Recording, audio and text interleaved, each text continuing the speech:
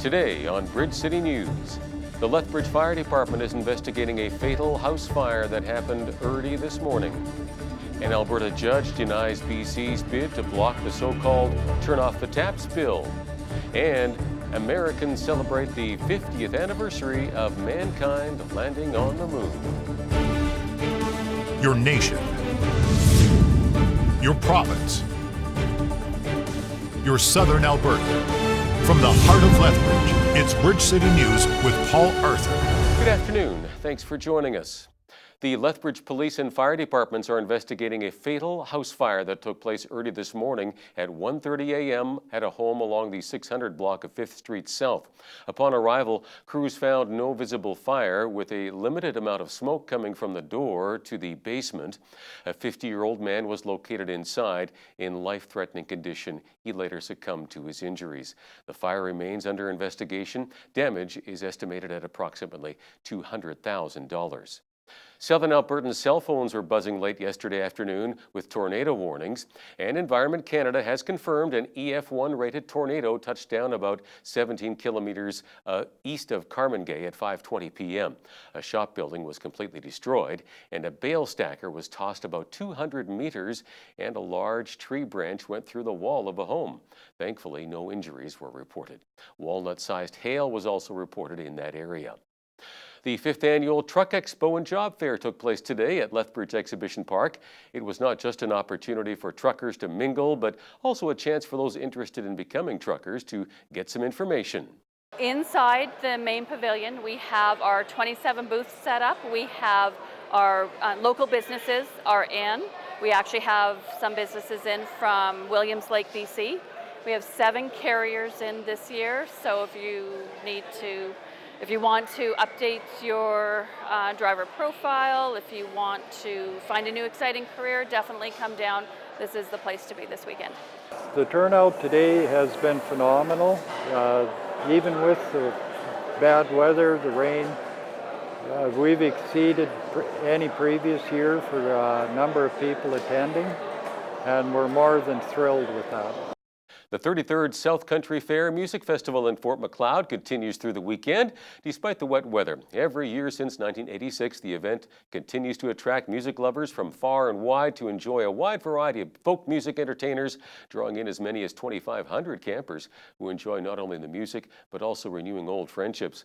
Some of this year's entertainers include Juno Award nominee Carolyn Mark, and as always, there are some eclectic groups with great names such as Fin de Fiesta Flamenco, Boosh and the Dip, and the circus act Insomniacs.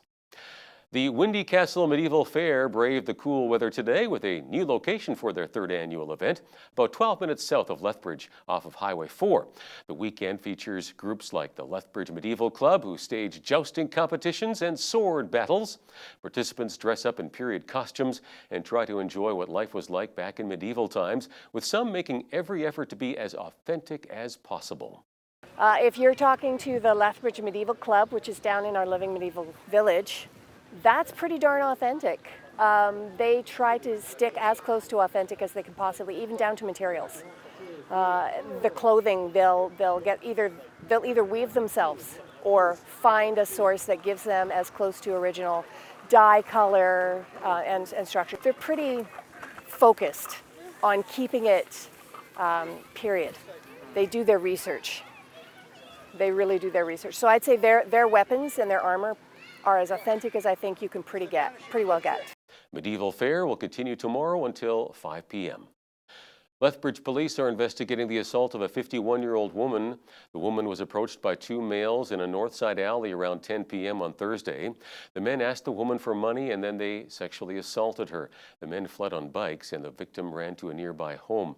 Both suspects are described as Indigenous males. The first is about 6 feet tall, wearing jeans. The second man has short hair and a pockmarked face. He was wearing a dark sweatshirt and jeans. Anyone with information on this is asked to contact police.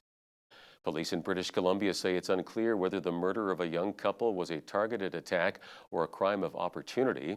The bodies of Australian Lucas Fowler and his American girlfriend China Deese were discovered Monday along the Alaska Highway about 20 kilometers south of Liard Hot Springs. Their van, described by police as a blue 1986 Chevrolet with Alberta plates, was also found nearby. RCMP are not saying how the two were killed, but they're urging anyone with information to contact them. BC's government says it's reviewing a Calgary judge's decision to throw out BC's attempt to block the so-called turn off the taps legislation. In a decision released yesterday, Justice Robert Hall said BC doesn't have the right to take Alberta to court in Alberta, and the proper venue for the dispute is federal court. BC Attorney General David Eby says his government has already filed a similar case in federal court, which hasn't decided whether to accept it. The legal battle is part of the fallout over the Trans Mountain pipeline expansion. BC Premier John Horgan says he briefed Prime Minister Justin Trudeau on a rock slide in the Fraser River that threatens to block millions of returning salmon. The provincial and federal governments say they've made a joint commitment to do everything possible to make sure the fish are able to reach their spawning grounds. The Fisheries Department says a team on site is constructing a temporary aluminum fishway, testing options for transporting the fish by helicopter and truck, and assessing the feasibility of new fish transport systems. The Canadian Food Inspection Agency has announced a recall of certain Pacific oysters because they might cause paralytic shellfish poisoning. The oysters were processed by Union Bay Seafood and Intercity Packers with a harvest date of July 14, 2019. They were sold in 5 dozen packages in British Columbia, Alberta, and Ontario. No reports of illness have been linked to the product. Celebrations are in full swing across the U.S. today for the 50th anniversary of humanity's first footsteps on the moon. Cars were backed up for several kilometers this morning outside the visitor complex at NASA's Kennedy Space Center in Florida. And in Neil Armstrong's hometown of Wapakoneta, Ohio, nearly 2,000 runners competed in Run to the Moon races.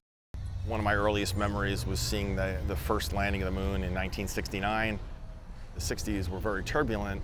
But that one bright, wonderful moment was the space program, and particularly the crowning achievement is landing man on the moon for the first time.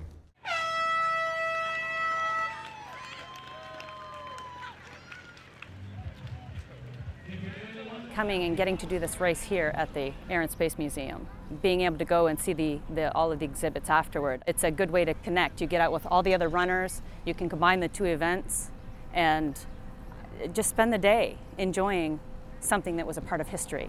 I was on leave from the Navy, and I was actually here for the homecoming parade that Neil Armstrong had. I just wanted to be here to honor him. In the meantime, the White House is reiterating its goal of sending astronauts back to the moon and taking what it calls the next giant leap, sending Americans to Mars. Earlier this week, U.S. President Trump said that 4 congresswomen should go back to their native countries if they were unhappy here. Later, he sounded like he was backtracking on that, but Trump sounded a more defiant tone again yesterday about the criticism surrounding his supporters' chants of "send her back" at a North Carolina rally Wednesday, claiming that those supporters are incredible patriots. That a congresswoman, in this case a different congresswoman, can call our country and our people garbage. That's what I'm unhappy with. You're not unhappy Those about people the in chant. North Carolina, that stadium was packed. It was a record crowd, and I could have filled it 10 times, as you know. Those are incredible people. Those are incredible patriots. But I'm unhappy when a congresswoman goes and said, "I'm going to be the president's nightmare." She's going to be the president's nightmare. She's lucky to be where she is, let me tell you. And the things that she has said are a disgrace to our country. Britain's top diplomat says the country's response to Iran's seizure of a British-flagged ship will be considered but robust. UK Foreign Secretary Jeremy Hunt's comments come a day after Iranian patrol boats took control of the British-flagged Stena Impero tanker in the strategically vital Strait of Hormuz. Hunt tweets that he has spoken with his Iranian counterpart, who assured him Iran wanted to de-escalate the situation. However, Hunt accuses Iran of behaving in the opposite way and says British shipping must be protected. Recapping one of our top stories this hour, the Lethbridge Police and Fire Departments are investigating a fatal house fire that took place early this morning at a home along the 600 block of 5th Street South. A 50-year-old man and his dog died in that blaze. And a look at weekend weather. The damp weather will hang on for a little bit yet, with a 60% chance of showers overnight and a low near 10. Cloudy tomorrow with a 30% chance of showers in the morning, then clearing in the afternoon with a high of 23. Today's elementary school curriculum often includes gender theory, teaching that gender is fluid. Is that too much too soon? Well, the parents of a 6-year-old in Ontario think so. Journalist Barbara Kay joins us next with a story that raises some concerns. But first, here's a look at what's happening in and around your community. Here's your Bridge City News community calendar. The Willow Creek Gospel Music Jamboree is taking place July 26th to the 28th in Granham, Alberta. Come out and enjoy live gospel music by the Liberty Quartet, Rosette, Prairie Joe, the Fort Macleod Alliance Worship Group, and more. For details, visit gospelmusicjamboree.com. Looking for a fun summer activity for your kids? Roar is a vacation Bible school taking place July 29th to August 2nd from 9 a.m. to noon at the Lutheran Church of the Good Shepherd in Lethbridge for ages 4 to 11 at no cost. To register, visit lutheranchurchofthegoodShepherd.com or call 403-328-3445. Gem of the West Museum in Coaldale is hosting an open house on Heritage Day, August 5th from 10 a.m. to 2 p.m. Take in ice cream making, crafts for the kids, a scavenger hunt, and more. It's fun for the whole family, and admission is by donation. For details, visit gemofthewest.ca. And that's your Bridge City News community calendar.